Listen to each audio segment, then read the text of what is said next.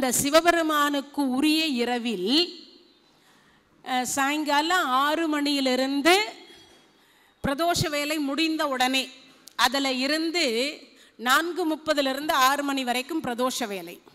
அது முடிஞ்ச அடுத்த வினாடி 6 மணியிலிருந்து 9 மணி வரைக்கும் முதல் கால பூஜை அப்படின்வாங்க. இந்த முதல் கால பூஜையில் இந்த பஞ்சகவ்யம் அப்படின்னு சொல்லக்கூடிய பொருளினால் இறைவனை அபிஷேகம் செய்யணுமா. பஞ்சகவ்யம்னா என்னது? பசுவினுடைய இடத்திலிருந்து தோன்றக்கூடிய பொருள்கள் அப்படின்னு பொருள். 12 மணிக்கு வந்து பார்த்தீங்கன்னா பால் அபிஷேகம் பண்ணுவாங்க. திரவிய பொருள்கள் 108 திரவிய பொருள்கள் இருக்கு. அந்த 108ல் கிட்டத்தட்ட ஒரு 32 வகையான பொருளையாவது இன்னைக்கு சிவபெருமானுக்கு அபிஷேகம் செய்யணும். இல்லையா ஒரு 21 பொருளாவது இன்னைக்கு அபிஷேகம் பண்ணணும். அப்போ அந்த பொருள்கள் எல்லாம் இன்றைய தினத்தில் முதல் கால பூஜையில் செய்வாங்க. 2வது கால பூஜையில் பாலும் தேனும் அபிஷேகம் செய்யப்படுகிறது. 2வது கால பூஜை எப்போ? 9 மணியிலிருந்து 12 மணி வரைக்கும். அதுக்கப்புறம் இன்னைக்கு ஒரு கால அளவு இருக்கு. 12 மணியிலிருந்து 12:15 அந்த 15 நிமிஷம்னு இருக்கு இல்லையா, அந்த நிமிடம் வந்து லிங்கோத்பவர் நிமிடம்னு பேர். இன்னைக்கு மட்டும் அது லிங்கோத்பவர் அப்படின்னு சொல்லக்கூடிய சொரூபத்தினுடைய ஒரு நேரமாக கருதப்படுகிறது. 12 மணியிலிருந்து நீங்கள் இன்னைக்கு ஃபுல்லாக நீங்கள் என்ன பண்ணுவீங்களோ பண்ண மாட்டீங்களோ, ஆனால் 12லிருந்து 12:15 வரைக்கும் கிட்டத்தட்ட ஒரு 15 நிமிடம் சிவாய நம என்று சிந்தித்திருப்போர்க்கு அபாயம் ஒரு நாளும் இல்லை அப்படின்ற ஒன்று நமச்சிவாய சொல்லுங்க, இல்லை சிவாய நம சொல்லுங்க. பஞ்சாட்சர மந்திரத்தை இன்றைய தினத்தில் அந்த 15 நிமிடம் இடைவிடாது ஒன்று சொல்லுங்க. இல்லையா சிவபெருமான் படத்தை முன்னாடி வச்சுட்டு கூட தியானம் செய்யுங்க ஒரு 15 நிமிஷம்.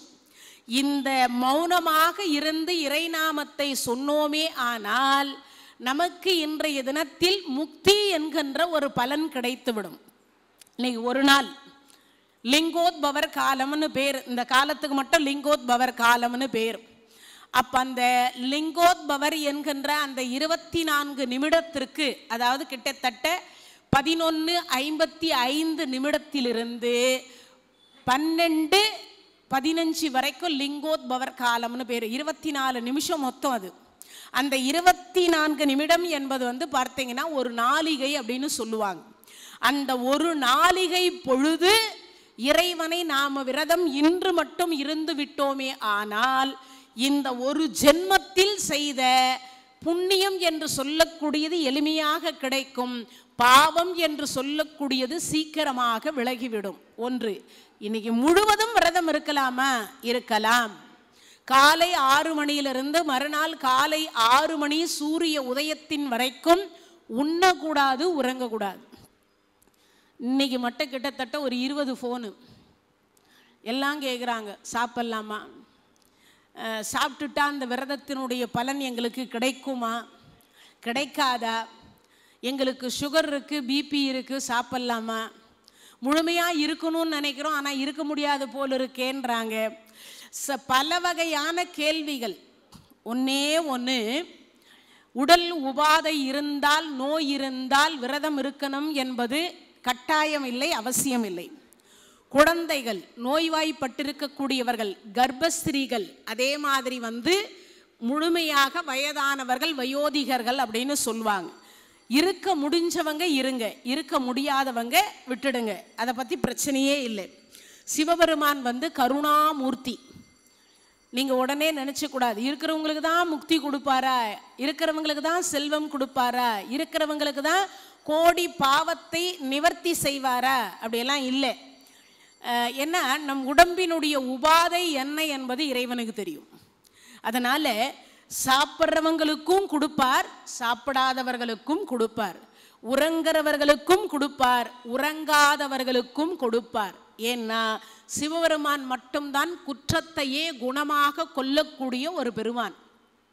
பொன்னும் மெய் பொருளும் தருவானை, போகமும் திருவும் புணர்ப்பானை, பின்னை என் பிழையை பொறுப்பானை, பிழையலாம் தவிர பணிப்பானை, இன்ன தன்மை என்று எரிவொன்னாய் எம்மானை எளிய வந்த பிரானை, அன்னம் வைகும் வயற்பழந்தடில் ஆரூரானை மறக்கலும் ஆமே. சுந்தரமூர்த்தி சுவாமிகள் சொல்றார். அப்போ பொன்னும் மெய்ப்பொருளும் தருவானை, போகமும் திருவும் புணர்ப்பானை, பின்னை என் பிழையை பொறுப்பானை, பிழையலாம் தவிர பணிப்பானைன்றார். அப்ப யோசித்து பாருங்க, செய்யறவர்களுக்கும் கொடுக்கிறார், செய்யாதவர்களுக்கும் கொடுக்கிறார். விருப்பு வெறுப்பு அற்ற ஒரு பெருமான் சிவபெருமான். அப்படின்னா என்ன அர்த்தம்? விருப்பு வெறுப்பு அற்ற ஒரு பெருமானாக இருக்கக்கூடிய காரணத்தினால் நமக்கு முடிஞ்ச வரைக்கும் பார்த்தீங்கன்னா நீங்க எப்படி உபவாசம் இருக்கணும் அப்படின்றத நீங்களே முடிவு செய்து கொள்ளலாம். இன்னொரு விஷயம் என்னன்னா, பால் பழம் மட்டும் சாப்பிட்டுட்டும் விரதம் இருக்கலாம், உப்பில்லா அன்னம் எடுத்தும் விரதம் இருக்கலாம், இல்லை ஒருவேளை உணவு எடுத்துக்கொண்டும் இருக்கலாம் அப்படிங்கிறது இங்க சொல்றாங்க. அதனால முழுமையாக விரதம் என்பது என்ன அப்படின்னா, காலை 6 to 6, மறுநாள் காலை 6 மணி வரைக்கும் இருக்கக்கூடாது, சாப்பிடக்கூடாது, உண்ணக்கூடாது, உறங்கக்கூடாது என்பதுதான் இந்த சிவராத்திரியினுடைய விரதத்தினுடைய முழுமையான பலன். உடனே கேட்டுறாதீங்க, அப்போ இருக்க முடியாதா கிடைக்காதானாலாம் இல்லை, கிடைக்கும். ஏன்னா சிவபெருமான் நான் முன்பே சொல்லிட்டேன், கருணை உடையவர். அதனால நம்மை பற்றி இறைவனுக்கு தெரியும், அப்படி ஒன்றை நம்ம வச்சுக்கலாம். இப்போ இறைவனுடைய கருணையினால் சிவபெருமானுடைய சிவராத்திரி அப்படிங்கிறதுக்கு என்ன அர்த்தம்? ஒரு இரவு 24 மணி நேரம் உண்ணா நோன்பு இருக்கணும், உறங்கா நோன்பு இருக்கணும். அடுத்து வரக்கூடிய 12 மணி நேரம் சாப்பிடலாம், ஆனால் உறங்கக்கூடாது. மறுநாள் வருது இல்லையா, நாளை காத்தால 6 மணி வரைக்கும் உண்ணாமல் இருக்கணும், அதுக்கப்புறம் நீங்கள் சாப்பிட்டுக்கலாம். ஆனால் அதுக்கப்புறம் இரவு சாயங்காலம் பிரதோஷ வேலை முடிகிற வரைக்குமோ தூங்கக்கூடாது. அப்பதான் அதனுடைய விரதத்தினுடைய முழுமையான பலன். எல்லாம் சிவராத்திரி முடிஞ்ச உடனே முதல்ல வேலை என்ன பண்ணுறோம்? ஆமாம், போய் 3 மணி வரைக்கும் நல்லா மூக்கு பிடிக்க சாப்பிட்டுட்டு தூங்கணும் இல்லையே. ஒரு நாள் முழுசாக நம்மளால இருக்க முடியாது. இப்போ 24 மணி நேரம் இருக்கிறதே பெரிய விஷயம், அதில் இன்னும் 12 மணி நேரம் சேர்த்துக்குன்னா எப்படி இருக்க முடியும்? முடியாதுன்றாங்க. ஆனால் இதுதான் விரதத்தினுடைய முழுமையானது. ஆனால் நம்மளால இருக்க முடியாது. இப்போல்லாம் கலியுகம், கம்ப்யூட்டர் யுகம், அதனால் இருக்க முடியாது. ஏன்னா அவரவர்கள் வேலை என்கின்ற ஒன்று பலு இருக்கிறதுனால நம்மளால இருக்க முடியாது. அப்போ சிவராத்திரி என்கின்ற அன்றைய தினத்தில் செய்யக்கூடாதவை செய்யக்கூடியவை அப்படிங்கிற ஒன்று சிலது இருக்கு. அதெல்லாம் நம்ம தெரிஞ்சுக்கணும். என்னென்னா, உண்ணக்கூடாது, உறங்கக்கூடாது, உங்களுக்கு தெரிஞ்சு போச்சு. இப்போ அதுக்கு அடுத்து என்ன அப்படின்னா, குட்டியாக ஒரு சிவலிங்கம் இருக்குமானால், கோயிலுக்கு தான் போகணும்னு அவசியம் இல்லை, குட்டியாக ஒரு சிவலிங்கம் உங்கள் வீட்டில் இருக்குமானால் இன்னைக்கு மட்டும் என்ன பண்ணுங்கன்னா, ஒரு பால் அல்லது ஒரு இளநீர் அல்லது ஒரு தயிர் அல்லது ஒரு தேன், ஒரு நெய், இல்லை அரிசி மாவு, உங்களால் முடிஞ்ச வரைக்கும் ஏதேனும் சில பழங்கள், ஒன்றுமே இல்லைன்னா கூட 2 கற்கண்டு, ஒரு வாழைப்பழம், கொஞ்சம் தேன் விட்டு பிசைஞ்சிட்டு அதையே நீங்கள் அபிஷேகமாக பண்ணலாம். அதெல்லாம் இல்லை அப்படின்னா ஒன்றுமே வேண்டாம். யாவர்க்குமாம் இறைவனுக்கு ஒரு பச்சிலை, யாவர்க்குமாம் பசிவிற்கு ஒரு வாய்வுரை, யாவர்க்குமாம் உண்ணும் போது ஒரு கைப்பிடி, யாவர்க்குமாம் பேசுகிற பொழுது இன்னுரை தானே. திருமூலருடைய வாக்கு.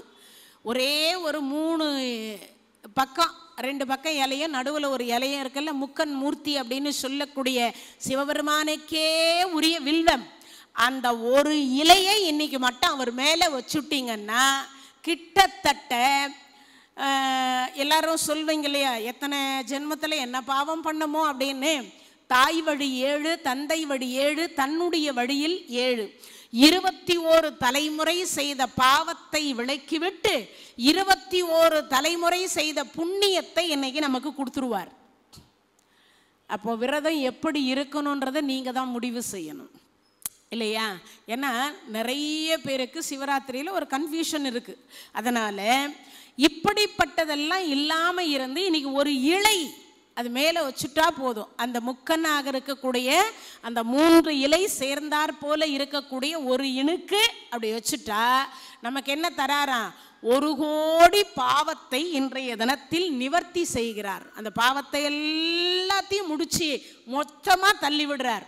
அதுக்கு ஒரு சின்ன ஒரு ஷார்ட் கதை சொல்கிறேன் பாருங்கள்.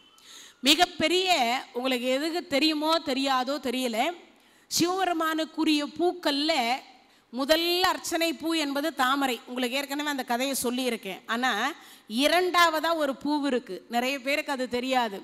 மனம் தும்ப பூ மாதிரி இருக்கணும்னு ஒரு பழமொழி சொல்வாங்க. தும்பை அப்படின்னு சொல்லக்கூடிய ஒரு பெண், அவள் தாசி. அவள் ஒரு தாசி. அந்த பெண் தினமும் என்ன செய்வாளாம்? அவள் பிறந்தது தாசி குலத்தில் பிறந்துட்டான். தினமும் அந்த அம்மா என்ன செய்வாலாம்? ஒரு ஆண்மகன் தன்னை தொட்டு விட்டு போனதுக்கப்புறம் நீராடிட்டு நேராக போய் சிவபெருமானை பூஜை செய்வாளாம். இப்படி தொடர்ந்து ஒவ்வொரு நாளும் பூஜை பண்ணிகிட்டே வந்தாள். ஒரு நேரமும் இந்த பூஜை நடந்துகிட்டே இருந்தது. அதே மாதிரி பார்த்தீங்கன்னா இது நடந்து முடிஞ்சுக்கிட்டே இருக்கும் பொழுது எல்லாரும் சிவபெருமான் நினைக்கிறார், இவ ஒவ்வொரு ஆணையும் தொட்டு விட்டதற்கு பிறகு நீராடிட்டு நம்மளை பூஜை பண்ணுறாளே அப்படின்னு சிவபெருமான் என்ன நினைத்தாரா? இவளை நம்ம சோதிச்சா என்ன அப்படின்னு நினைச்சார். அதில் ஒரே ஒரு ப்ளஸ் பாயிண்ட் என்னன்னு கேட்டால், முதல்ல யார் அந்த அம்மா வாசலில் வெற்றிலை பாக்கோட தட்சணை வைக்கிறாங்களோ அன்று இரவு அவர்களுக்கு சொந்தம்னு அந்த அம்மா விட்டுருவா. இது ஒதுக்கப்படக்கூடிய ஒரு தேதியாக அந்த அம்மா இப்படி தான் அந்த தொண்டை செய்துட்டு வந்தாள். இப்போ அப்படி செய்து கொண்டே வருகிற பொழுது ஒரு நாள் என்ன பண்ணாருன்னா, கையில் இருக்கக்கூடிய சில்லறையை எடுத்துகிட்டு போய் சிவபெருமான் வச்சுட்டு, சிவபெருமான் வெத்தலை பாக்கில் உண்டியில் இருக்கிற காசை கொண்டு போய் அப்படி வச்சுட்டு அவர் வாசப்படியில் உட்கார்ந்துருக்கிறார். வாசப்படியில் இந்த அம்மா குளிச்சு முடிச்ச உடனே பார்த்தா வெத்தலை பாக்கில் சில்லறை தான் இருக்குது. ஆக மொத்தத்தில் அவரால் என்ன முடியுமோ அதை வச்சுட்டார். பார்த்தா உச்சந்தலையிலிருந்து உள்ளங்கால் வரைக்கும் ஒயிட் அண்ட் ஒயிட்டு. இப்போ உங்களுக்கு புரிஞ்சிருக்கும்னு நினைக்கிறேன். அந்த கிழம் எப்படி இரும்புதான் அப்படி இரும்புது. இருந்தாலும் அவளுடைய அந்த வழிபாட்டு முறையில் ஒரு நாளைக்கு முதல்ல யார் அந்த தட்சணையை வைக்கிறாங்களோ அன்று இரவு அவர்களுக்குரியது அப்படின்னு கொடுக்குறாங்க. இப்போ அந்த சில்லறையை வச்சாச்சு, உள்ள இந்த தாத்தாவை கூட்டிகிட்டு போயாச்சு. அந்த தாத்தாவுக்கு அந்த அம்மா பார்க்குற சொன்னா, ஏன்னா அன்னைக்கு அவளுக்குரிய கணவர் அப்படின்றது அந்த தாத்தா தான். இப்போ அவ கேட்குறா, உங்களுக்கு என்ன சாப்பிட்றீங்க? நான் என்ன சாப்பிட போகிறேன்? 6 மாதத்துக்கு ஒரு தடவையோ வருஷத்துக்கு ஒரு தடவையோ ஏதோ கொடுப்பாங்க, சாப்பிடுவேன். இப்போ உங்கள்கிட்ட என்ன இருக்கோ அதை கொடு. அந்தம்மா ஏதோ கொடுத்தா, சாப்பிட்டார். சரி, அதுக்கப்புறம் பாடல் பாடினா. ஏதோ ஒரு பாடல் அவளால் பாடினா, ஆடினா. ஆட்டத்தையும் ஆடி காமிச்சார். ஆனால் கடைசி 12 மணி வரைக்கும் ஆயிடுச்சு. இவர் தொடுவாரான்னா தொடலை. ஏன்னா வயோதிகம் காரணம், 10 குறைக்கு சாப்பிட்டது ஜீரணம் ஆகலை. 12 மணிக்கு மேலே எடுத்தார். சரி, அதாவது பரவாயில்ல, கீழே ஒரு பக்கம் போகுது. இப்படி மாறி மாறி ராத்திரி 12 மணிக்கு அந்த நாட்டினுடைய ராஜா வரார். ஒரு 1000 தங்க காசை கொண்டு அந்த தாசியினுடைய வீட்டை இப்படி தட்டார். பார்த்தா அந்த வெத்தலை பாக்கில் வச்சாச்சு. வச்சுட்ட உடனே பார்த்தா, ஐயா இன்னைக்கு முடியாது, நான் இந்த நாட்டினுடைய ராஜான்னார். நீ யாரா வேணாலும் இருக்கலாம், இன்னைக்கு முன்கூட்டியே ஏற்கனவே பதிவாகி விட்டது, உங்களுக்கு தர முடியாது.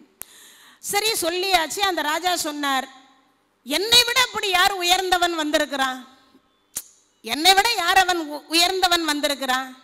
அப்போ அதுக்கு அந்த அம்மா சொன்ன, அவர் வைத்தது என்னமோ சில்லறை தான், அது இன்றைய எனக்கு இறைவன் பணித்த ஒரு சம்பளம், எனக்கு இன்னைக்கு இறைவன் கொடுத்த வருமானம் அதுதான். இன்னைக்கு எனக்கு இறைவன் அவரைத்தான் கணவனாக முன்கூட்டியே எழுதப்பட்டிருக்கிறது. அதனால நான் இன்னைக்கு உங்களுக்கு நேரம் தர முடியாது, நாளைக்கு நீங்க சீக்கிரமாக இந்த தட்சணையை வைங்கன்னு சொல்லிட்டு தாப்பால் போட்டாச்சு. உள்ள வந்தாச்சு.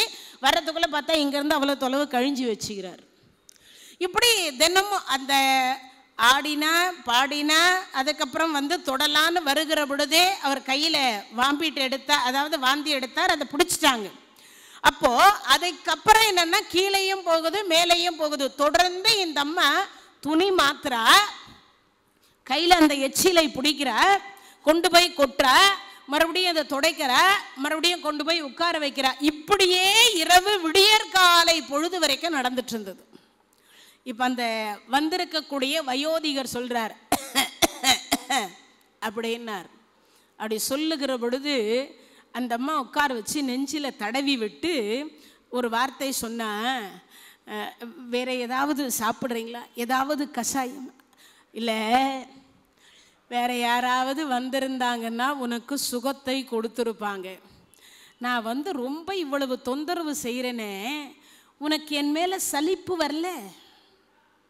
அவர் வந்திருக்கக்கூடிய வயோதிகர் கேட்டார். என்ன சொல்றா அந்த அம்மா? அவர்கள் ஆசைப்பட, அடுத்தவங்க வர்றதும் இந்த உடம்பினுடைய ஆசைக்கு, சதை பிண்டத்திற்கு. அவங்களுக்கும் நான் இந்த சதை பிண்டத்தை தான் தருகிறேன், உங்களுக்கும் இந்த சதை பிண்டத்தை தான் நான் என்னவா செய்கிறேன், தொண்டாக செய்கிறேன். ஆனா இதுக்கு வித்தியாசம் உண்டு, அதுக்கும் வித்தியாசம் உண்டு அப்படின்னா. ரெண்டுமே என்ன வித்தியாசம்ன்றீங்க? இது நானா ஏற்று மனம் உவந்து செய்யக்கூடியது, அது அவர்களா என்னிடத்தில் சுகம் தேடி வருவது. இரண்டுமே ஒன்றுதான். இந்த சதைப்பிண்டத்தினால் தான் என்ன செய்யறேன், ரெண்டு தொண்டுமே செய்யறேன். ஆனா அதுல கிடைக்காத சந்தோஷம் எனக்கு இதுல கிடைச்சது. இதுல கிடைச்சதுன்னா அப்போ எனக்கு இந்த எடுக்கக்கூடிய எது, இந்த 1 2 அதுக்கப்புறம் எடுக்கக்கூடிய இந்த எச்சில், இது உனக்கு சுகமா? ஐயா, நீங்களும் கூலி கொடுத்திருக்கிறீர்கள், அவர்களும் கூலி கொடுக்கிறார்கள். என்னுடைய குலத்தில் நான் பிறந்து விட்டதனால இந்த சதை பிண்டத்தை அவர்களுக்கு கொடுக்கின்றேன். இந்த சதை பிண்டத்தினால் நீங்கள் கொடுத்த கூலிக்கு வேலை செய்கிறேன். இரண்டும் என்னை பொறுத்தவரை ஒன்றுதான் அப்படின்னா. இதை சொல்லி முடிச்ச அடுத்த வினாடி பார்த்தீங்கன்னா, அம்மா வந்திருக்கிறது யாருன்னு பாருன்னார். வந்திருக்கிறது வேற யாரும் இல்லை, சாட்சாத் அந்த சிவபெருமானே காட்சி கொடுக்கிறார். அப்படி காட்சி கொடுத்த உடனே இந்த அம்மாவுக்கு கையும் ஓடலை, காலும் ஓடலை, ஒன்றும் செய்யலை. சிவசிவான்றா. சிவசிவ என்கிலர் தீவினையாளர், சிவசிவ என்றிட தீவினை மாலும், சிவசிவ என்றிட தேவரும் ஆவர், சிவ சிவ என்ன சிவகதி தானே அப்படின்னு காதலாகி கசிந்து கண்ணீர் மல்கி ஓதுவார் தம்மை நன்னறி குய்ப்பதும், வேதம் 4 மெய்ப்பொருள் ஆவதும், நாதன் நாமம் நமச்சிவாயவே. நான் அழுதா தொழுதா, சுவாமி நீங்களா இவ்வளவு நேரம் என்னிடத்தில் வந்திருந்ததுன்னா, உனக்கு என்ன வேணுமோ கேள் சுவாமி, பிறவி வேண்டாம், இந்த பெண் பிறவி வேண்டாம், எல்லோரும் என்னை சதை பிண்டத்தை ஆசைப்படக்கூடிய பிறவி என்கின்றது எனக்கு வேண்டாம். சரி தந்தேன், அடுத்து என்ன வேண்டும் அப்படின்ற பொழுது இந்த அம்மா என்ன பண்ணிட்டான்னா, என்னுடைய திருவடி உன் திருமுடியில் இருக்க வேண்டும்டா. அந்த உன் திருவடியின் நிழலில் நான் இடம் இருக்க வேண்டும்ன்றதுல அவரை பார்த்த சொரூபத்துல அவளுக்கு என்ன கேட்கறதுன்னு தெரியாம, என் திருவடி உன் திருமுடியில் இருக்க வேண்டும்டா. சிவபெருமான் எது, இந்த தும்பை தாசி பெண் அவளுடைய திருவடி போய் சிவபெருமான் திருமுடியில் இருக்கலாமா? யோசிச்சு பாருங்க. ஆனா சிவபெருமான் சிரிச்சுக்கிட்டே சொன்னார், அப்படியே ஆகட்டும்னார். அந்த பெண் சற்றும் யோசிக்கல. அடுத்த வினாடி பார்த்தா, சுவாமி மன்னிச்சிருங்க, நான் தப்பா கேட்டுட்டேன்னா, தப்பா கேட்டுட்டேன்னா. இல்லை இல்லை, நீ சரியாகத்தான் கேட்டிருக்கின்றாய். நீ செய்த தொண்டிற்கு அடுத்த ஒரு ஜென்மத்தில் நீ துன்பை என்கின்ற மலராக பிறப்பாயாக. அந்த பாதம் என்கின்ற வடிவில் அந்த தும்பை பூ இருக்கும், அதை கொண்டு வந்து என் திருவடியில் எவர் வைக்கிறாரோ அவர் என் திருவடியில் நிழலில் நான் இடம் தருவேன் என்று சிவபெருமானே வரம் கொடுத்த ஒரு நாள் இந்த சிவராத்திரி நன்னாள். எவ்வளவு விசேஷம்னு பாருங்க. ஒரு சாதாரணமாக ஒரு இரவு இறைவன் சோதிப்பதற்கு வந்த ஒரு இரவு இன்றைய இரவு இருந்தாலும் அந்த பெண்ணுக்கு திருவருளை எப்படி கொடுத்தாரோ அதுபோல நமக்கும் என்ன கொடுப்பார்? இறைவன் இந்த புராணங்களை கேட்கக்கூடிய அத்தனை அடியார் பெருமக்களுக்கும் அந்த சிவபெருமானுடைய திருவடியில் நமக்கு இடம் தருவாராம். அப்பேற்பட்ட கருணாமூர்த்தி யாரவர்? சிவபெருமான். அதனால அந்த கருணாமூர்த்தியினுடைய முதல்ல நாம முக்தி தரக்கூடிய 5 தலங்களை தரிசனம் பண்ணிடலாம். நம்ம ஸ்டேட்ல இருக்குது. எந்த தலம்? பிறந்தால் இப்ப எல்லாரும் எங்க போறீங்க? திருவாரூருக்கு போறீங்க. 14ஆம் தேதி போறீங்கள நீங்க? ஆமா. 55 நாள் திருவிழாவின் பொழுது நம்ம ரவி ஐயாவும் அவர்களுடைய துணைவியாரும் 14ஆம் தேதியிலிருந்து ஒரு 10 நாள் அங்கே போய் தங்கி இருந்து 10 நாளும் தியாகராஜரை பார்க்கணும்னு போறாங்க. அது மாதிரி அந்த திருவாரூரில் சுந்தரமூர்த்தி சுவாமிகளுக்காக ஒரு முறை அல்ல 2 முறை வீதியெல்லாம் நடந்த ஒரு தெருக்களாக இருக்கக்கூடிய தியாகேசர் என்கின்ற பெயர் இருக்கக்கூடிய அந்த ஊரில் குழந்தையை பெற்றெடுத்தோமே. ஆனால் பிறக்கக்கூடிய நாயிலிருந்து நரியிலிருந்து ஈயிலிருந்து எறும்பு வரைக்கும் எல்லாருக்கும் கிடைக்கக்கூடியது என்ன? முக்தி என்கின்ற ஒன்று. பிறந்தால் திருவாரூர்.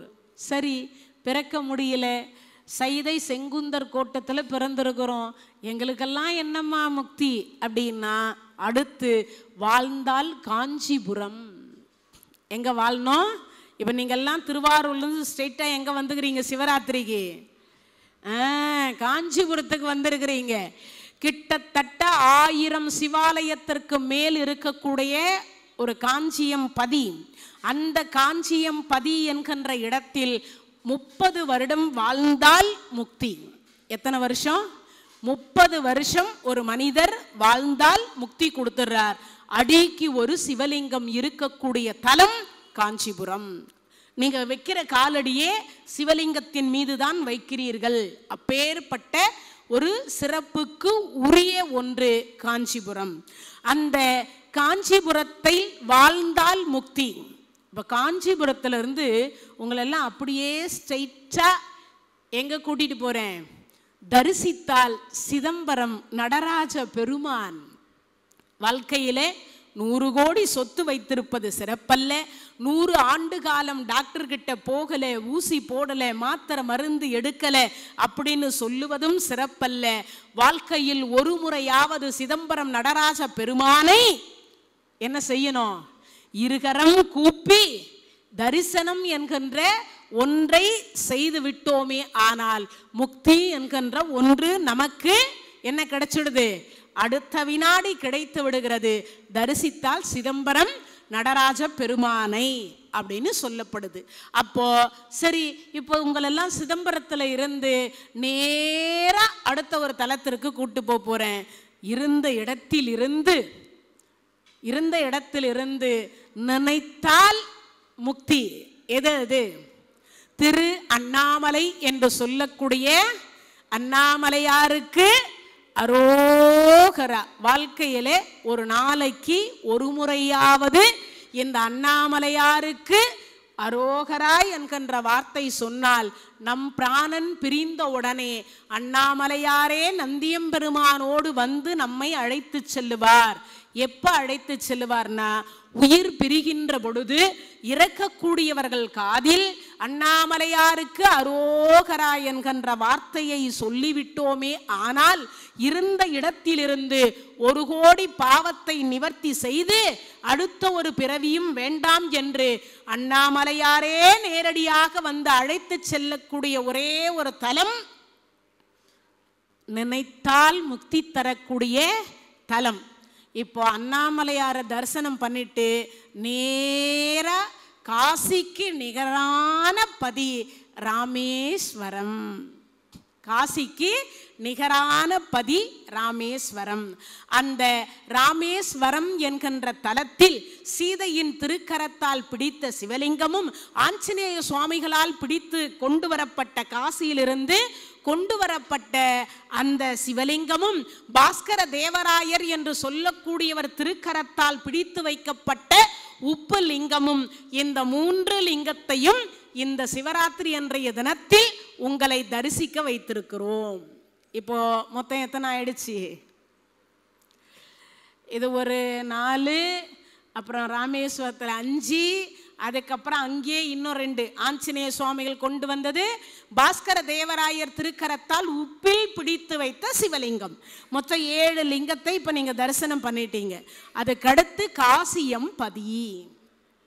ஏன்னா ராமேஸ்வரத்தை தரிசனம் பண்ணால் காசியும் தரிசனம் பண்ணினோம் இல்லையா? அதனால் காசி விஸ்வநாதர் என்று சொல்லக்கூடிய அந்த காசி விஸ்வநாதரையும் தரிசிக்கணும். ஏன்னா காசி விசாலாட்சியும் காசி விஸ்வநாதரும் இறந்தால் முக்தி தரக்கூடிய தலம். நம்ம வாழ்க்கையில் வயதான காலத்தில் காசியில் நிறைய மடங்கள் இருக்கின்றது.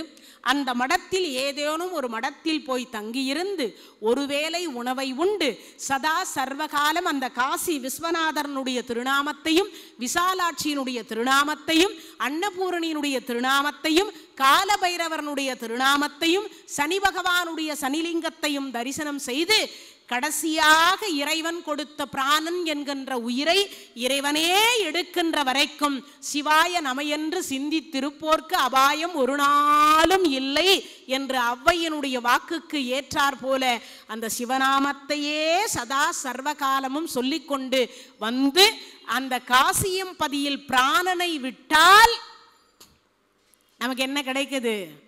முக்தி என்கின்ற திருவருள் கிடைக்கின்றது. அந்த காசியம் பதியில் உள்ள ஒரு சின்ன ஒரு ஷார்ட் கதை சொல்றேன். அங்கு ஒரு பிச்சைக்காரன் பிச்சை எடுத்து கொண்டிருந்தான். அப்படி எடுத்த பிச்சையை தினமும் பார்த்தீங்கன்னா அங்கே ஒரு 4 நாய்க்கு போட்டுட்டு ஒரு பகுதியை அவன் வச்சு சாப்பிடுவான், ஒரு பகுதியை வச்சு சாப்பிடுவான். அப்போ அன்றைய தினத்திலும் போய் பிச்சை எடுக்க சிவபெருமான் பார்த்தார். எப்போ பார்த்தாலும் இவன் மட்டும் பிச்சை எடுக்கிறான்னு, நாம போய் எடுத்தா என்ன தப்புன்னு அவர் சிவபெருமான் போய் அம்மா பிச்சாந்தேகி அப்படின்னார். ஐயா கை கால் நல்லா தானே இருக்கு, ஒரு மூட்டை தூக்கியாவது சம்பாரிச்சு சாப்பிடலாம் இல்லை, வேற ஏதாவது வேலை செஞ்சாவது சம்பாரிச்சு சாப்பிடலாம் இல்லை, இப்படியா வந்து பிச்சை எடுக்கிறது போயா அப்படின்னு அனுப்பிச்சிட்டாங்க. சிவபெருமான் பார்த்தார் கை கால் நல்லா இருந்தா பிச்சை எடுக்கக்கூடாது போலுகுது. இதிலிருந்து நமக்கும் என்ன தெரியுது? அதுதான் தெரியுது. அப்போ வயோதிகம் ஆயிட்டா உடம்பு உழைக்க முடியாத நிலை வந்தா செய்யலாம்ன்றாங்க. அப்போ இப்படியே நாள் முழுக்க இறைவன் கேட்டார். எங்கே யாரும் ஒன்றும் போடல. ஆனா வயோதிகம் என்று சொல்லக்கூடிய தொழுநோய், எல்லா நோயும் தொழக்கூடிய நோய் தொழுநோய். இந்த தொழுநோய் இருந்தா மற்ற நோய் எல்லாம் வந்து தொழுமா எதை? அந்த நோயை. அப்போ அதுக்கு பேரு வியாதி. என்ன வியாதி? அந்த வியாதிக்கு பேர் என்ன? பெரிய வியாதின்னு பேரு. வியாதியிலேயே பெரிய வியாதி எது தெரியுமா? இதுதான். உலகத்திலேயே பெரிய, எல்லாமே சொல்றீங்கல்ல பெரிய பெருசு பெருசுன்றீங்க இல்லையா? வியாதியிலேயே பெருசு, நோயிலேயே பெருசு எதிரானா இந்த நோய்க்கு பேர் தான் பெரிய நோயின்னு பேரு. அப்ப மற்ற நோய் எல்லாம் சின்னதுன்னு அர்த்தம், மற்ற நோய் எல்லாம் சின்னதுன்னு அர்த்தம். அப்படி பெருநோய் என்று சொல்லக்கூடியது ஒரு பக்கம் ரத்தம், ஒரு பக்கம் சீவு, புழுக்கள் நிண்டிக் கொண்டிருக்கின்றது, சீவும் ரத்தமும் வழிந்து கொண்டிருக்கின்றது, துர்நாற்றம் 1 கிலோமீட்டர் தொலைவுக்கு வீசுகின்றது. அப்பேற்பட்டவர் இந்த தொழுநோயாளி. அவர் பிச்சை எடுத்து அங்க இருக்கக்கூடிய 4 நாய்களுக்கு போட்டாச்சு, எல்லாம் முடிஞ்சிச்சு. இப்போ ஒரே ஒரு பங்கு இவருக்கு உரியதை எடுத்து வச்சுக்கிறார். அந்த நேரம் பார்த்து சிவபெருமான் எல்லா இடத்துலையும் பிச்சை எடுத்துட்டு வந்தார் இல்லையா? ஆனால் எங்கேயும் யாரும் பிச்சை போடலை. கடைசியாக பார்த்தார் வயிறு பசிக்குது, பிச்சை எடுக்கிறதுன்னு வந்தாச்சு. இப்போ இவங்கிட்டையாவது கேட்டு பார்ப்போமே, இவனும் நம்ம ஜாதி தானேன்னு நினச்சி சிவபெருமான் கையை நீட்டினார். அப்பா பிச்சாந்தேகின்னார். எங்கேயும் அம்மா தானே கேட்பாங்க, இவர் வக்கான்னுகிறவர் ஆண் அல்லவா, அதனால அப்பா பிச்சாந்தேகின்னார். இப்படி கையை நீட்டின உடனே இந்த சாப்பிடு இந்த தொழுநோயாளி அங்கே வச்சார். வச்ச உடனே இது உனக்குரிய பங்கு நீ எனக்கு கொடுத்துட்டியனா, நீ கொஞ்சம் முன்னாடி வந்திருந்தாலாவது நான் ஒரு 6 பங்கா போட்டிருப்பேன். நான் எப்பயும் இந்த 4 பேருக்கு கொடுக்கறது வழக்கம், அவங்களுக்கு கொடுத்துட்டேன், என் பங்கை வச்சிருக்கேன். இந்த நேரத்தில் நீ பசிக்குதுன்னு கேட்டுட்ட, அதனால பசியோடு இருக்கக்கூடாது, நீ முதல்ல சாப்பிட்டுரு. ஆமாம் நான் யாருன்னு உனக்கு தெரியுமா? உன்னுடைய ஜாதியோ மதத்தையோ இல்லை நீ உன்னுடைய விலாசத்தையோ தெரிஞ்சு நான் என்னையா பண்ண போகிறேன்? யார் கேட்குறது? இந்த தொழுநோயாளி சொல்ல எல்லாம் கேட்டு நான் என்ன பண்ண போகிறேன்? நீ பசியோடு தானே வந்திருக்க, முதல்ல சாப்பிட்டுடு, அப்புறமா விசாரிச்சுக்கலாம். உன்னுடைய அட்ரஸு ஃபோன் நம்பர்லாம் நான் அப்புறம் வாங்கிக்கிறேன். நீ இப்போ முதல்ல பசியோடு இருந்த. ஏன்னா பசியினுடைய கொடுமை என்னன்னு எனக்கு மட்டும்தான் தெரியும், உனக்கு தெரியாது. அதனால் நீ சாப்பிடு. இல்லை நான் யாருன்னு முதல்ல சொல்லிடுறேனே. அட எனக்கு தெரியும் நீ யாருன்னு, நீ எனக்கு தெரியும் யாருன்னார். அதை சொல்லி முடிச்ச அடுத்த வினாடியில் சொல்றார், நீ தெரியும்னு சொல்றியே, முதல்ல யாருன்னு சொல்லு, அப்புறமா நான் சாப்பிட்றேன். நீ முதல்ல சாப்பிடுவியா, நான் அப்புறமா சொல்றேன் உனக்கு நீ யாருன்றதை நான் சொல்றேன். இல்லை இல்லை நீ சொன்னாதான் நான் சாப்பிடுவேன். ரெண்டு பேருக்கு இப்படியே ஒரு 5 நிமிஷம் வாக்குவாதம். நீ யாரு எனக்கு என்ன தெரியாதுன்னு நான் நினைச்சேன், நான் சொல்லட்டுமா? சொல்லி பார்க்கலாம். அட வேற யாரு, அந்த காசியில உட்கார்ந்துருப்பானே அந்த காசி விஸ்வநாதன் தானே நீ. சாட்சாத் அந்த சிவபெருமான் அப்படியே சொரூபத்தில் காட்சி கொடுத்தார். என்னை எப்படா கண்டுபிடிச்ச? அப்போ அதுக்கு அந்த தொழுநோயாளி சொன்ன ஒரு வார்த்தை என்ன தெரியுமா? அங்கமெல்லாம் தொழுநோயாக நான் என்ன ஈயிலிருந்து எறும்பிலிருந்து புழுவிலிருந்து கொஞ்சம் கொஞ்சமாக நோயும் சேர்த்து என்னை அணுவணுவாக தின்று கொண்டிருக்கின்றது. என் நாற்றம் எனக்கு பக்கத்தில் வர்றதுக்கே பிச்சை போடுறவங்களே அப்படி தூக்கி போட்டு போவாங்க, இல்லைன்னா அங்கே வச்சுரு நான் உள்ளே போனதுக்கப்புறம் எடுத்துக்கன்னு சொல்லுவாங்க. அப்படி இருக்கும் பட்சத்தில் என் பக்கத்தில் கிட்ட வந்து நின்று, அது மட்டும் இல்லை அப்பா பசிக்குதுன்னு சொல்லி 2 கரம் நீக்கக்கூடிய ஒருவன் இந்த பூமியில் எவன்டா இருக்கா என் விஸ்வநாதனை தவிர என்று சொன்ன அடுத்த வினாடி அங்கு சிவபெருமான் கண்ணிலும் கண்ணீர் வந்தது என்று சொன்னால், அந்த சிவனோடு ஒக்கும் தெய்வம் தேடினும் இல்லை. சிவனோடு ஒக்கும் தெய்வம் அந்த காசி விஸ்வநாதனை தவிர வேறு யார் என்னிடத்தில் இந்த தொழுநோயாளி கிட்ட வந்து உட்கார்ந்து சாப்பிடக்கூடிய அளவுக்கு உரிமை உள்ளவன் எவன் இருக்கிறான்? வேற யாரும் இருக்க முடியாதல்லவா? அப்பேற்பட்ட ஒரு காசியம்பதி. இது நடந்த நிகழ்வு, இதெல்லாம் வந்து கற்பனை கதையெல்லாம் கிடையாது. அப்போ அப்பேற்பட்ட சிவபெருமான் தொழுநோய் என்பது வந்து கிட்டத்தட்ட எடுக்கக்கூடிய ஜென்மம் எல்லாம் கோடி பாவம் செய்தால்தான் அந்த பெருவியாதி என்று சொல்லக்கூடிய வியாதி வருமா? ஜென்மந்தோறும் 7 கடல் மணலை அளவிடின் அதிகம் எனதிடர் பிறவி அவதாரம்னு சொல்றார் அருணகிரி பெருமான். ஒரு கடல் மணலை எடுத்து எண்ணி பார்த்து 7ஆல பெருக்கணும் என்று சொல்லப்படுகிறது. அப்படி 7 கடல் மணலை எடுத்து எண்ணி பார்க்கிற பொழுது அத்தனை பிறவிகள் நமக்கு இருக்கின்றது. அத்தனை பிறவியிலும் ஒவ்வொரு பிறவியிலும் ஒவ்வொரு கோடி பாவம் செய்தால்தான் பெருவியாதி என்று சொல்லக்கூடிய அந்த பெரிய வியாதியே வருமா? அப்படி ஒவ்வொரு கோடி பாவம் செய்திருந்தாலும் கூட அவன் பெருவியாதிக்காரனாக இருந்தாலும் கூட பரவாயில்லை, சிவா என்று ஒரு முறை அழைத்து விட்டால், சிவாய நம என்று அழைத்து விட்டால், அந்த பிச்சைக்காரன் தொழுநோயாளியாக இருந்தாலும் கூட அவனிடத்திலும் நான் விரும்பி வருவேன் என்று காண்பித்த ஒரு இடம் காசியம்பதி. இப்போ அந்த பதியையும் தரிசனம் செய்துட்டோம். பாருங்க, இருந்த இடத்திலிருந்து சிவசுப்பிரமணிய சுவாமி நம்மளை எங்கெங்கெல்லாம் அழைச்சிட்டு போய் வந்திருக்கிறார். சரி, இப்போ 12 ஜோதி லிங்கத்திற்கு உங்களை அழைச்சிட்டு போறேன். ஏன்னா ஒவ்வொரு லிங்கமாக சொல்லிட்டே வந்துட்டோம்னா என்னன்னா, இந்த சிவராத்திரி நன்னாளில் கிட்டத்தட்ட 7 சிவாலயத்தை தரிசனம் செய்யணுமா. நம்மால் பக்கத்தில் இருக்கிற கார்ணீஸ்வரரையும் சிவசுப்பிரமணிய சுவாமி கோயில் இருக்கக்கூடிய காசி விஸ்வநாதர் 2 பேர் தான் தரிசிக்க முடியும். ஏன்னா பக்கத்தில் 2 பேர் தான் இருக்காங்க. அதுக்கு அடுத்துன்னா நம்மால் போகணும்னா முடியாத விஷயம் இல்லையா? அதனால இருந்த இடத்திலிருந்தே உங்களை 12 ஜோதிலிங்கத்திற்கு இன்றைய தினத்தில் அழைத்து செல்ல போகிறோம். ஏன்னா காசு கிடையாது, பஸ்ஸு கிடையாது, கார் கிடையாது, பைக் கிடையாது, பஞ்சராப்பையுடன் பயப்பட வேண்டாம், ட்ரெயின் டிக்கெட் கிடைக்கல, ரிசர்வேஷன் கிடைக்கல, பர்த்து கிடைக்கலன்னு பயப்பட வேண்டாம், ஃப்ளைட் டிக்கெட் கிடைக்கலன்னு பயப்பட வேண்டாம். இருந்த இடத்துல இருந்தே சுற்றி பார்க்க போகிறோம். இப்போ முதல் தரிசனம். இந்த 12 ஜோதிலிங்கம் எப்படி வந்தது? ஒரு கேள்வி வரும் இல்லையா மனசுக்குள்ளர? அந்த கேள்விக்கான விடை, சிவபெருமானை நோக்கி 1000 ஆண்டு காலம் ராவணன் தவம் செய்தான். ராவணன் தவம் செய்தான். அப்படி ராவணன் தவம் செய்து விட்ட பிறகு அவன் சிவபெருமான் காட்சி கொடுக்கல. ஏன்னா இவன் உலகம் அழியாமல் இருக்கிறதில்ல, இலங்கை அழியாமல் இருக்கணும்னு இவன் தவம் பண்ணுறான். சிவபெருமான் பார்த்தார், அந்த உலகம் அழியறதுக்காக ஒரு அவதாரத்தை வேற கொடுத்துருக்கோம். எதை? இலங்கை அழிவதற்காக ஒரு அவதாரம், ராமபெருமானுடைய அவதாரம் நிகழ இருக்கின்றது.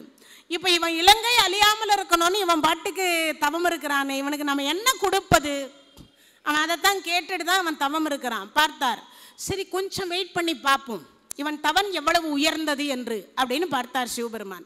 சிவபெருமான் பார்க்கிற பொழுது என்ன யோசிக்கிறார்னா, இவன் ஒரு தலையாக வெட்டி அதுக்குள்ளே போட்டான், யாக குண்டத்துக்குள்ளே போட்டே வரான். 9 தலையை வெட்டிட்டான். 1000 வருஷம் நிறைவடைந்தது.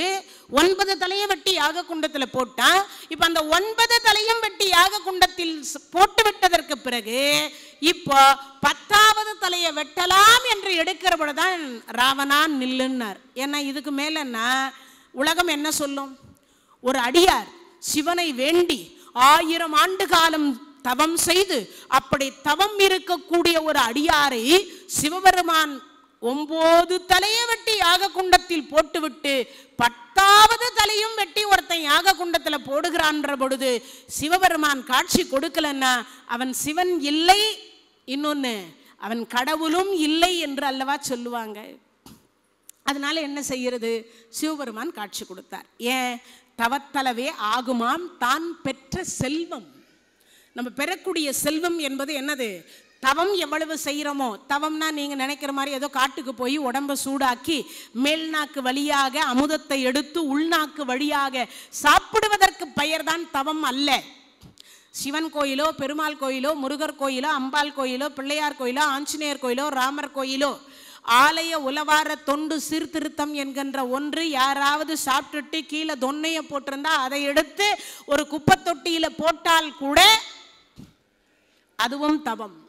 இப்போ உட்காந்து எங்களை போன்ற சொற்பொழிவாளர்கள் பேசுகிற பொழுது அதை காதால் கேட்டால் செல்வத்துள் செல்வம், செவிச்செல்வம், அச்செல்வம், செல்வத்துள் எல்லாம் தலை கேட்டால் அதனுடைய புண்ணியம்.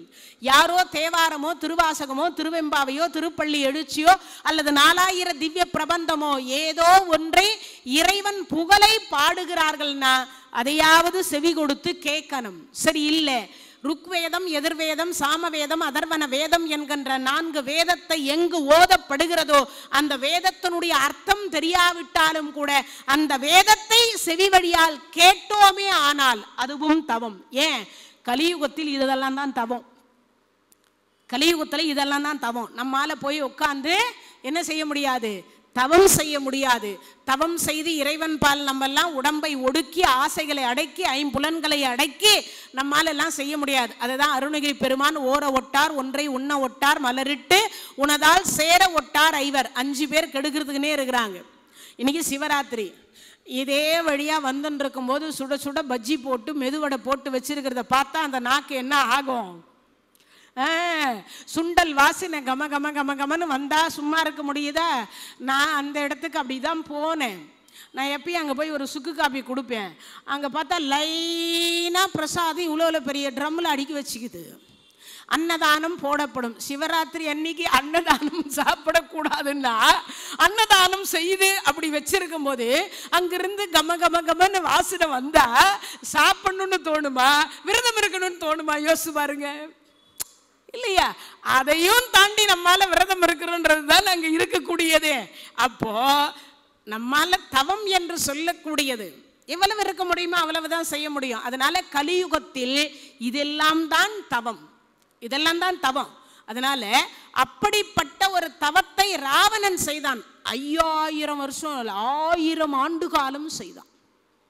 9 தலையை வெட்டி யாக குண்டத்தில் போட்டான். சிவபெருமான் காட்சி கொடுக்கிறார். அப்பா அவனுக்கு என்ன வேணும்? இலங்கை அழியாமல் இருப்பதற்காக எனக்கு உங்க இதயத்தை லிங்கமாக்கி கொடுங்க அப்படின்னு சொல்லி கேட்டார்.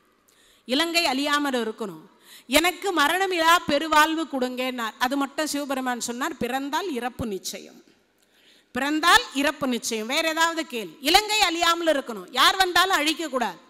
அதனால எனக்கு அப்படி ஒரு லிங்கம் கொடுங்கன்ன பொழுதுதான் சிவபெருமானுடைய இதயத்தையே லிங்கமாக்கி ஆத்மலிங்கமாக கையில கொடுத்தார். அதுதான் 51 சக்தி பீடத்தில் கோகர்ணம் என்று சொல்லக்கூடிய இடம். கர்நாடக மாநிலம் ஜூப்ளியில இருந்து கிட்டத்தட்ட ஒரு 105 கிலோமீட்டர் தொலைவில் இருக்கக்கூடியது. கொட்டப்பாக்கு அளவுதான் அந்த சிவலிங்கம் இருக்கும். எந்த அளவு இருக்கும்?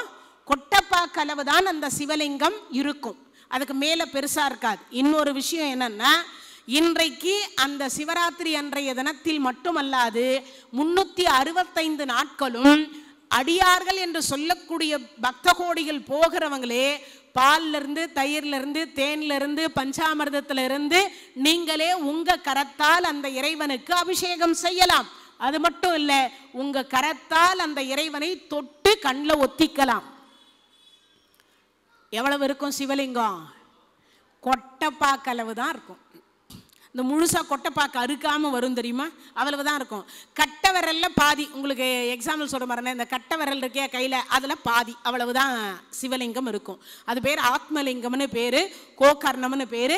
கர்நாடக மாநிலம் ஜூப்ளியிலிருந்து 105 கிலோமீட்டர் தொலைவில் அந்த இறைவன் இருக்கின்றார். ஒரு முறையாவது வாழ்க்கையில இறைவன் இதயத்தை பார்க்கக்கூடிய பாக்கியம் நம்ம எல்லாம் கிடைச்சுட்டா உண்மையிலே நம்மை போன்று பாக்கியவான்கள் இல்லைன்னு சொல்லலாம். எனக்கு கூட இன்னும் அந்த பாக்கியம் கிடைக்கல. ஏன்னா நீங்க உடனே கேட்பீங்க, அம்மா நீங்க பார்த்துட்டீங்களான்னு. எனக்கும் இன்னும் அந்த பாக்கியம் கிடைக்கல. இறைவன் எப்ப கருணை பண்ணுவார் நானும் பார்த்துட்டு இருக்கேன். சரி, முயற்சி செய்வோம். அவன் அருளாலே அவன் தாள் வணங்கி. இப்போ நீங்க கோகர்ண நாயகரையும் தரிசனம் பண்ணிட்டீங்க பாருங்க. சிவராத்திரி அன்னைக்கு எத்தனை ஈஸ்வரனை நம்ம தரிசனம் பண்றோம் போகாமலேயே. இப்ப அவர் கையில் கொடுக்கப்பட்டதுதான் இந்த 12 ஜோதிலிங்கம்.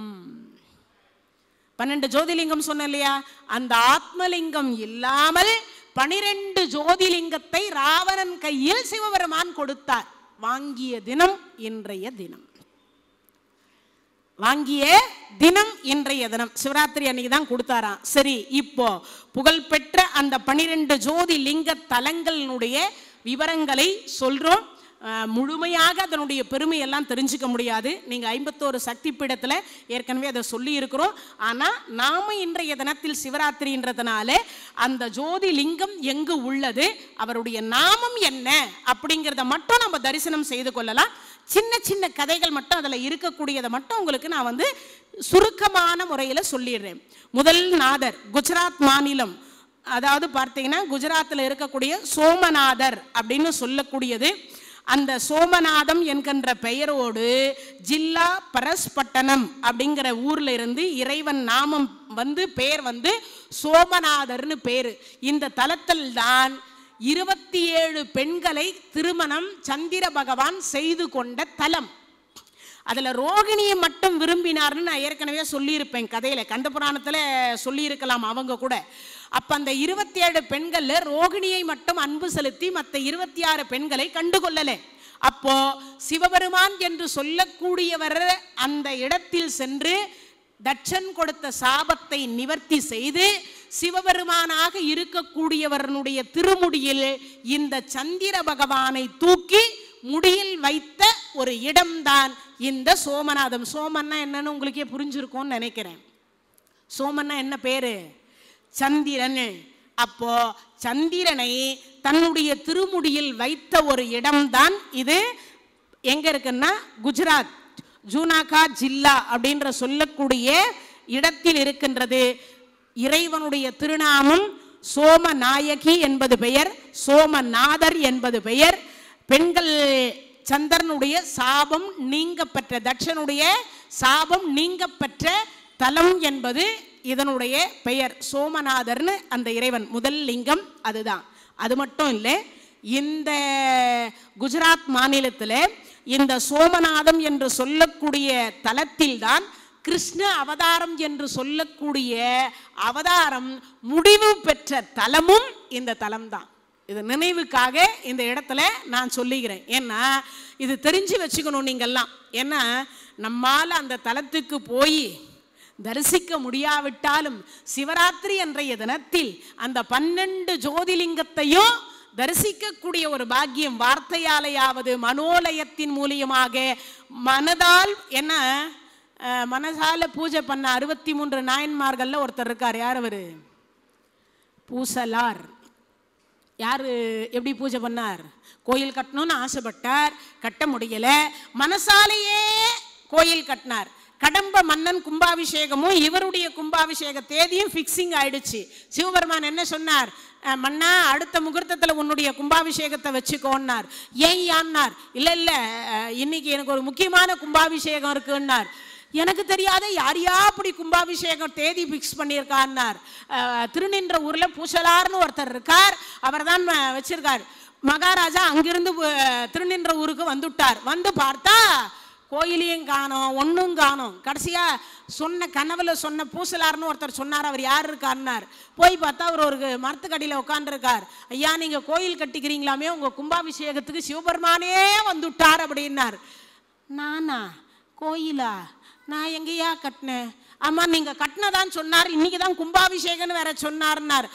அப்படியா சொன்னார்? ஆமா, சிவபெருமான் என் கனவிலே வந்து சொன்னார் அப்படின்னார். என் தேதியை வேற தள்ளி வேற வைக்க சொன்னார். எல்லார்கிட்டையும் கேட்டார் கோயில் கட்டலான்னு. யாரும் என்ன சொல்லிட்டா, இவன் பைத்தியக்காரன், இவனுக்கு எதுக்கு காசு அப்படின்னு யாரும் கொடுக்கல. மனத்தினாலே எப்படி கோயில் கட்டினா எப்படி இருக்கும் என்று கற்பனை பண்ணினார். அதே மாதிரி மனத்தில் கட்டிய கோயிலை கடம்ப மன்னனிடத்தில் விவரித்த பொழுது கடம்ப மன்னன் கண்ணிலிருந்து கண்ணீர் வந்தது. அதனால்தான் என் தேதியை ஒத்தி வைக்க சொன்னார் என்று. அது மாதிரி நாமும் இன்னைக்கு எத்தனை சிவலிங்கத்தை தரிசனம் பண்ண நமக்கு கொடுப்பனை இருக்கோ அத்தனையும் தரிசனம் பண்ணிடலாம். அதனால அங்க போனாதான் இல்லை, சிவராத்திரி என்ற தினத்தில் இத்தனை சிவாலயத்தையும் நம்ம மனத்தினாலேயே பூஜிக்கிறோம். இங்க இருந்த இடத்திலிருந்து சிவசுப்பிரமணிய சுவாமி ஆலயத்திலிருந்து நமக்கெல்லாம் இன்னைக்கு கிடைத்திருக்கக்கூடிய அருள் வர பிரசாதம் அப்படின்னு சொல்லலாம். இன்னைக்கு நமக்கு கிடைச்சிருக்கக்கூடிய அற்புதமான பிரசாதம்னு சொல்லலாம். அப்படிப்பட்ட கிருஷ்ண அவதாரம் முடிந்த ஒரு தலம் தான் இந்த சோமநாதம், குஜராத் மாநிலத்தில் இருக்கக்கூடியது.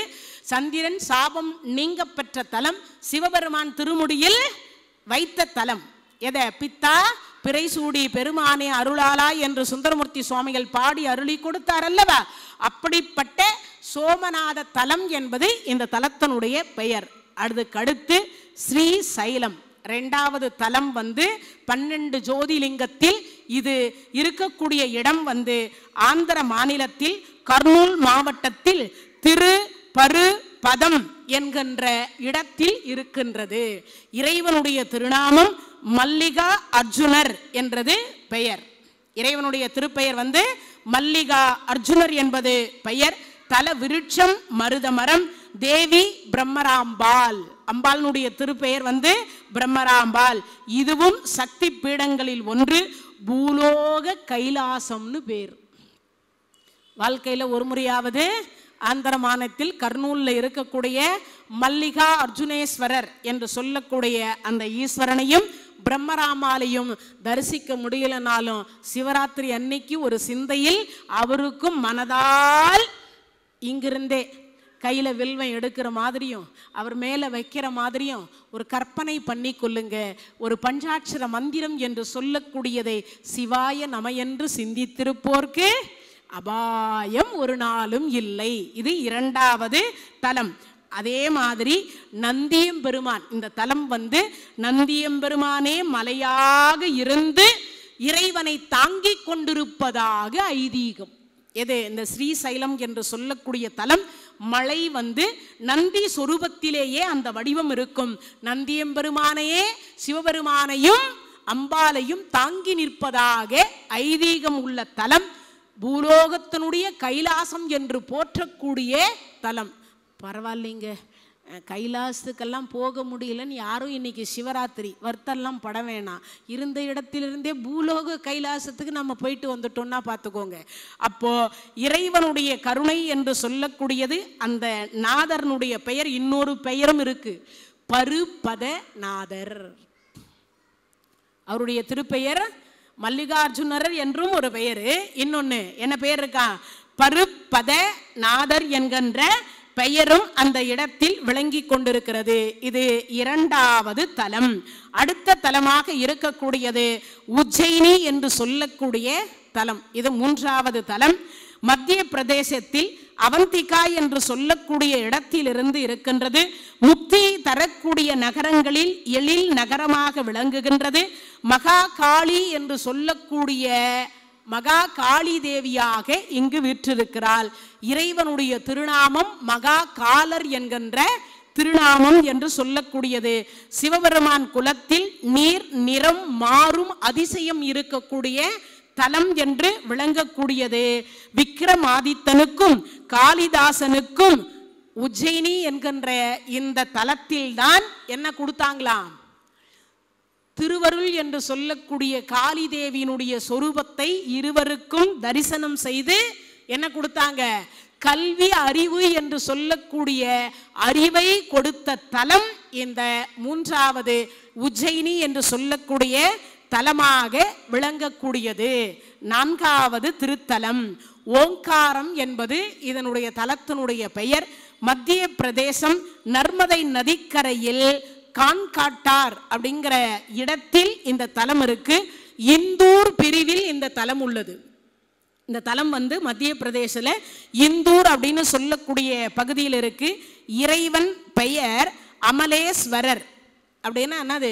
ஓங்கார சொரூபமாக ஓம் என்கின்ற சொரூபத்தினுடைய வடிவில் சிவபெருமான் அங்கு காட்சி கொடுக்கிறாராம். ஓங்கார வடிவத்தில் ஊரும் அமைந்திருக்கிறதாம்.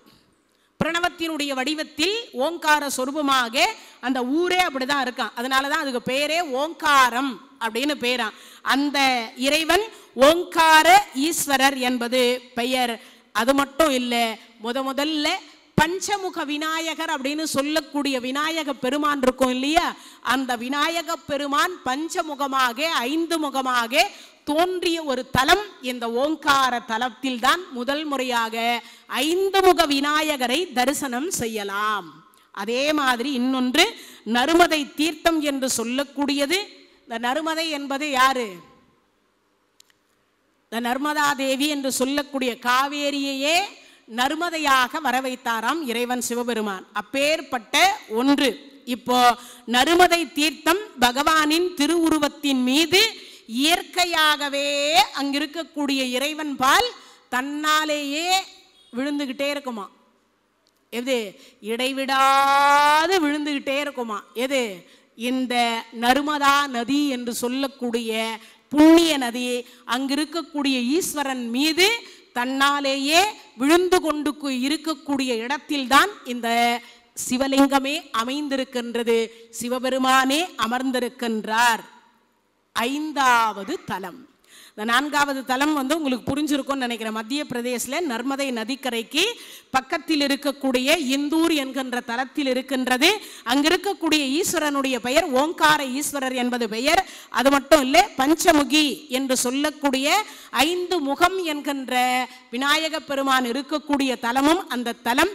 நர்மதை என்கின்ற அந்த நதியாக இருக்கக்கூடியது இறைவன் மீது இயற்கையாகவே விழுந்து கொண்டிருக்கக்கூடிய, யாரும் போய் அபிஷேகம் எல்லாம் பண்றதில்ல, இயற்கையாகவே விழுந்து கொண்டிருக்கக்கூடிய ஒரு தலமாக இந்த ஓங்கார தலம் 4வது தலம் அமைந்திருக்கின்றது. 5வது தலம் பீமவரம். பீமாவரம்னு சொல்லுவாங்க. ஆந்திர பிரதேசம். இறைவன் திருநாமம் பீமசங்கரர் என்பது பெயர். அதாவது திகினி ஊர் அப்படின்னு சொல்லுவாங்க. என்ன ஊர்? திகினி ஊர் அப்படின்னு சொல்லுவாங்க. அந்த ஊரில், அந்த ஊருக்கு பேரே தீயினுடைய சொரூபமாக இருக்கக்கூடிய காரணத்தினால் அந்த நாமம் வந்ததான்.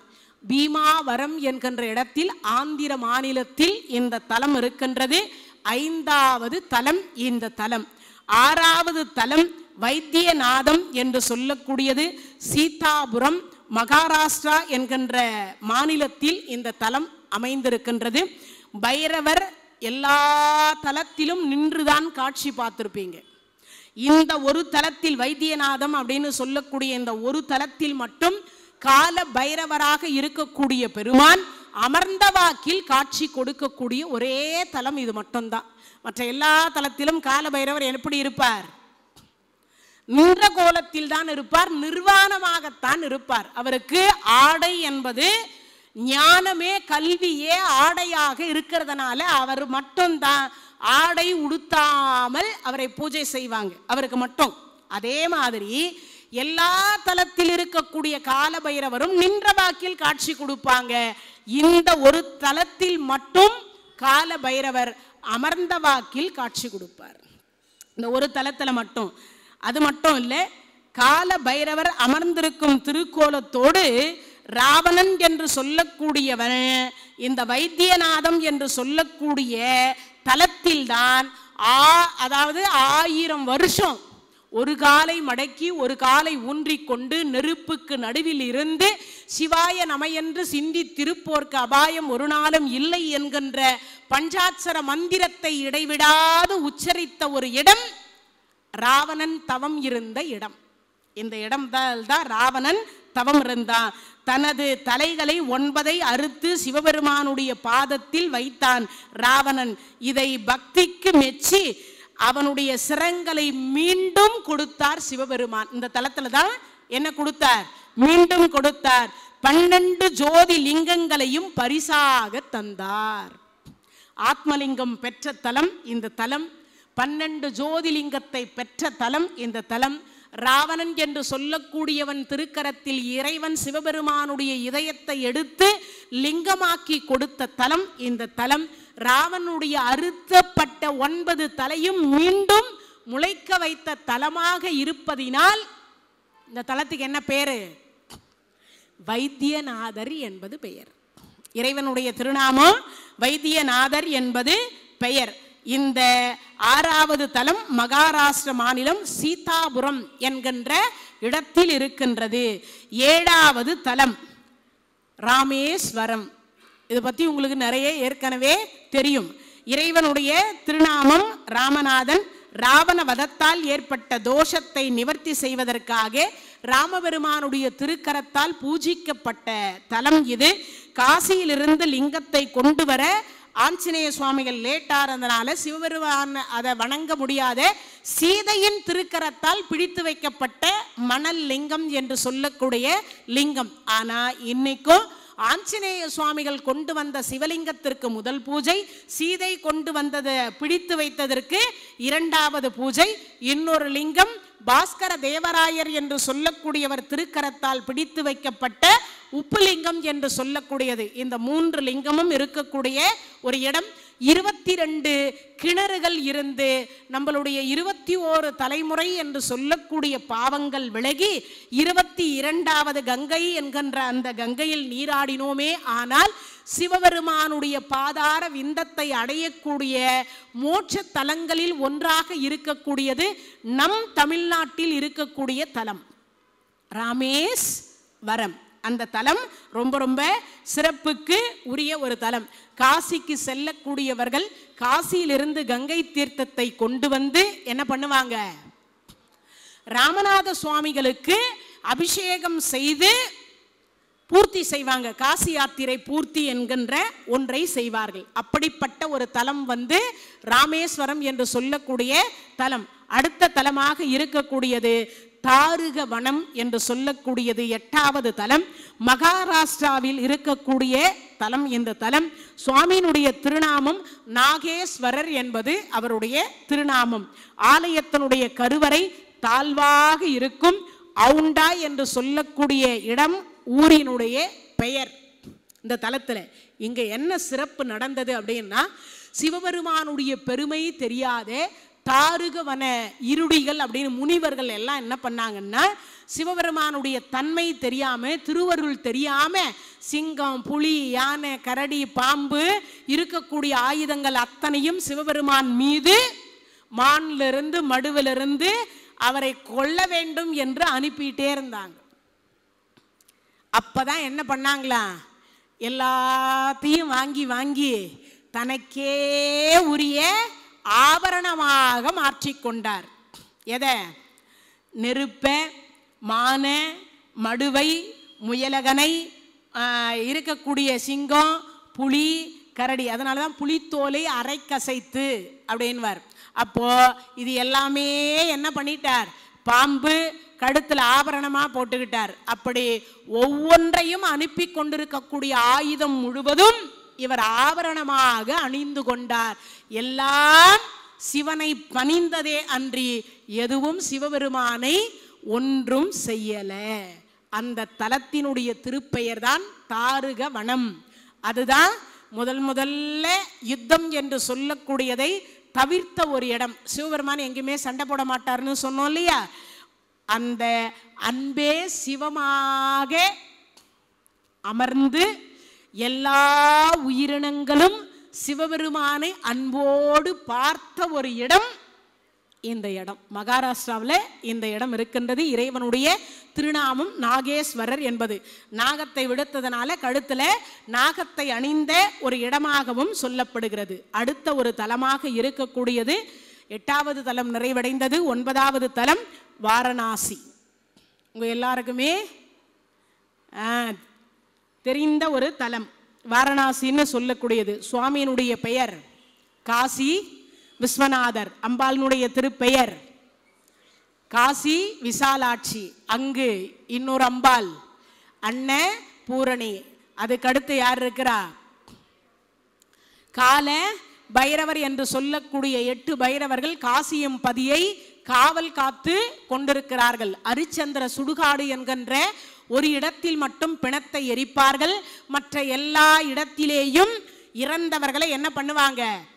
ஈமக்கிரியை என்று சொல்லக்கூடியதை முடித்துவிட்டு மொத்தமா ஒரு கோணிப்பையில போட்டு அவர்களை தைத்து நடு கங்கையில கொண்டு போய் வீசிவிட்டு வந்து விடுவார்கள். அங்கு காசி விசாலாட்சிக்கும் காசி விஸ்வநாதருக்கும் என்ன வேலைன்னா, இறந்த பிணங்கள் அந்த போடப்படக்கூடிய பிணங்களை தூக்கி தன் மடியில் போட்டுக்கொள்ளுவாள் காசி விசாலாட்சி. இந்த தாயினுடைய மடி நிரந்தர மடி. இந்த தாயினுடைய மடியில் நீ உறங்கு, இனிமேல் குழந்தாய் உனக்கு பிறவியில்லை அப்படின்னு சொல்லிட்டு தன் பட்டுப்புடவையினுடைய முந்தானையில விசிறக்கூடிய ஒரே ஒரு இடம் எந்த இடம்? காசியம் பதி. சரி, விசாலாட்சி இதை செய்கிறான்னா, அன்னபூரணி அன்னத்தை வழங்கி கொண்டிருக்கிறார். விஸ்வநாதர் என்ன செய்கிறார்? ஒரு காதில் ஓம் என்கின்ற பிரணவத்தினுடைய பொருளையும் 2வது காதில் ராமநாமத்தையும் சொல்லிக் கொண்டிருக்கின்றார். ஏன் சிவநாமத்தை சொல்லாம ராமநாமம் சொல்றார்? வாடுகின்ற பொழுதுதான் நீ மனிதனாக வாடவில்லை, ஒரு கடவுளே மனித அவதாரம் எடுத்து 11,000 ஆண்டு காலம் வாழ்ந்த பொழுதும் ஒரே ஒரு முறை கூட நான் கடவுள் என்கின்ற எண்ணத்தை மனதில் கொள்ளாமல் மனிதர்கள் அனுபவிக்கக்கூடிய அத்தனை இன்ப துன்பங்களையும் அனுபவித்து மனிதர்கள் எப்படி பிராணனை விடுவார்களோ அதே மாதிரி அந்த ராமனும் விட்டான். வாழ்ந்தால் அடுத்து ஒரு ஜென்மம் இருக்குமானால் நீ ராமனாக வாழ்ந்து காட்டு, இல்லையேல் என் திருவாயினால் அந்த ராமநாமத்தையாவது கேட்டுவிட்டு அடுத்து ஒரு ஜென்மம் ராமனாக வாழ முயற்சியாவது செய் என்று சொல்லி என்ன நாமம் சொல்றார்? ராமநாமம் சொல்றார். நன்மையும் செல்வமும் நாளும் நல்குமே, திண்மையும் பாவமும் சிதைந்து தேயுமே, ஜன்மமும் மரணமும் இன்றி தீருமே, இம்மையே ராமா என்னும் 2 எழுத்தினால். வந்தாராம், இருந்தாராம், போனாராம், உட்காராம், சாப்பிட்டாராம், பேசினாராம், தூங்கினாராம், இறந்தாராம் என்று இறந்ததை கூட ராமநாமத்தை சொல்லி நிறைவு செய்யலாம். அப்பேற்பட்ட ராமநாமத்தை காசி விஸ்வநாதர் சொல்லி கொண்டிருக்கக்கூடிய ஒரு இடம் வாரணாசி. இப்போ அடுத்ததாக இன்னொன்று என்னன்னா, அப்பவே பார்த்தீங்கன்னா, இப்போ இல்லை, பல ஆயிரம் வருஷத்திற்கு முன்னதாகவே அந்த வடக்கிலிருந்து தெற்கு பார்த்தீங்கன்னா ஸ்தான கட்டடம் அப்படின்னு சொல்லிட்டு 64 கட்டடங்களை கட்டி வச்சிருக்கிறாங்களாம் குளிக்கிறதுக்குன்னே. எத்தனை கட்டடம்? 64 கட்டடங்களை கட்டி வைத்த ஒரு இடம் அந்த இடம். அப்பேற்பட்ட ஒரு சிறப்புக்கு உரிய இடம்தான் 9வது தலமாக இருக்கக்கூடிய வாரணாசி. சரி, வாரணாசியிலிருந்து நேரா உங்களை எல்லாம் திரியம்பகம் அப்படின்னு சொல்லக்கூடிய 10வது ஜோதிலிங்கத்திற்கு அழைத்து செல்லுகிறோம். மகாராஷ்டிராவில் நாசிக் என்கின்ற இடத்தில் பஞ்சவடி என்கின்ற இடத்தில் இருக்கின்றது. கௌதமர் கோ அத்தி என்று சொல்லக்கூடிய நீங்கிய தலம். அதாவது கோ அத்தின்னா என்னது? அத்தின்னா என்னது? கோன்னா பசு, அத்தின்னா யானை. இந்த கோஹத்தி என்று சொல்லக்கூடிய பிரம்மஹத்தி தோஷத்தை நீங்கிய ஒரு தலம். ராம அவதாரத்தில் கௌதம முனிவரனுடைய மனைவி அகலிகை. இப்ப புரிஞ்சுச்சா உங்களுக்கு? அந்த கௌதம முனிவருக்கு பிரம்மஹத்தி தோஷம் ஏற்பட்டிருந்த பொழுது கோ அத்தி என்று சொல்லக்கூடிய தோஷம் நீங்கிய தலம் இந்த தலம். எது? திரியம்பகம் என்று சொல்லக்கூடியது. மகாராஷ்டிராவில் நாசிக் அப்படின்னு சொல்லக்கூடிய பஞ்சவடி என்கின்ற இடத்திலிருந்து அந்த தலம் இருக்கின்றது. கௌதம முனிவரனுடைய கோஹத்தி என்கின்ற சொல்லக்கூடிய பிரம்மஹத்தி தோஷம் நீங்கிய தலம் அந்த தலம். கங்கையையே கோதாவரியாக தோற்றுவித்த தலமும் இந்த தலம்தான். கங்கையையே கோதாவரியாக தோற்றுவித்த தலம். யாருக்காக? இந்த கௌதம முனிவருக்காக தோற்றுவித்த ஒரு தலம் இந்த தலம். சிவபெருமான் இங்கு உள்ள லிங்கம் கோலக்கல்லால் ஆனது. என்ன கல்லால? கோலத்தினுடைய கல்லினால் ஆன ஒரு தலம்.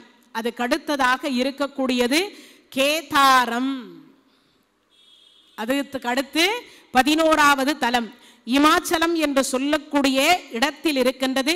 இறைவனுடைய திருநாமம் கேதார ஈஸ்வரர்.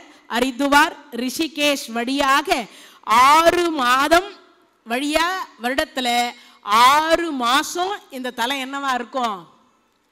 மூடி இருக்கும். எப்போ ஓபன் பண்ணுவாங்க? எப்போ ஓபனிங்? ஏப்ரல் மாதத்தில் தான் ஓபனிங். சித்ரா பௌர்ணமி என்ற தினத்தில் ஓபன் செய்யப்படும். அதுக்கு அடுத்து மறுபடியும் எதுக்கு? 6 மாசம் முடிச்சு எப்போ மறுபடியும் ஜூலை மாசத்துல வரக்கூடிய ஏப்ரல் முடிஞ்சுச்சா? ஏப்ரல், அதுக்கு அடுத்து மே, ஜூன், ஜூலை, ஆகஸ்ட், செப்டம்பர். ஐப்பசி மாத பௌர்ணமி அன்னைக்கு பூஜையை முடிச்சிட்டு அலங்காரம் பண்ணிட்டு ஒரு கம்பளியை போத்தி விட்டுடுவாங்க. ஒன்று ஒரே ஒரு திரி போட்டு தடிமனா ஒரு விளக்கு ஏற்றிடுவாங்க. அப்படி அந்த விளக்கு ஏற்றி முடிச்சிட்டாங்கன்னா 6 மாசம் அந்த விளக்கு அடுத்த முறை போய் எப்போ சித்ரா பௌர்ணமிக்கு திறக்கிறாங்க பாருங்க, அது வரைக்கும் அந்த கோயில் விளக்கு அணையாமல் இருக்கும். இதை தரிசிப்பதற்கே முக்காவாசி அந்த இடத்துக்கு போவாங்க. அப்படி ஒரு முறையாவது நாம் தரிசித்து விட்டோமே ஆனால் கைலாய பதவி, எது கைலாய பதவின்னு சொல்றோம் இல்லையா, அந்த கைலாய பதவி கிடைப்பது திண்ணம், உறுதின்னு அர்த்தம். அந்த ஜோதியை அப்போ கதவை திறப்பாங்க, அந்த ஜோதியை தரிசனம் பண்ணணும்.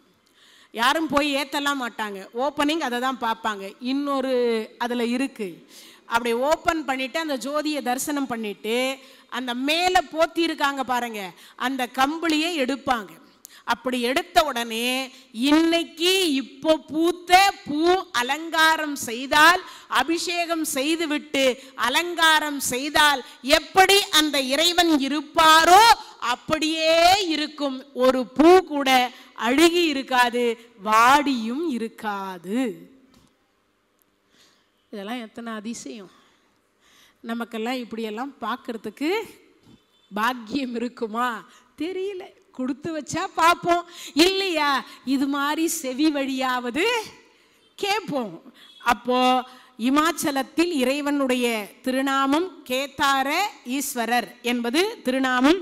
ஹரித்துவார் ரிஷிகேஷ் வழியாக வருடத்தில் 6 மாதம் பனியால் மூடி இருக்கக்கூடிய தலம் என்று சொல்லக்கூடியது. ஆலயத்தினி அருகாமை வரைக்கும் பஸ் போகும். ஆலயத்துக்கு பக்கம் வரைக்கும், அந்த வாசல் வரைக்குமே பஸ்ஸே போகுமா. அப்படிப்பட்ட ஒரு ஈஸ்வரன் யாரு? கேதார ஈஸ்வரர் என்று சொல்லக்கூடியது 11வது தலம் இந்த கேதாரம் அப்படின்னு சொல்லக்கூடிய தலம். இமாச்சலத்தில் இந்த தலம். இந்த தகவல் உங்களுக்கு பிடிச்சிருந்தா லைக் பண்ணுங்க, உங்க ஃப்ரெண்ட்ஸுக்கு ஷேர் பண்ணுங்க, மறக்காம எங்க சேனலுக்கு சப்ஸ்கிரைப் பண்ணுங்க.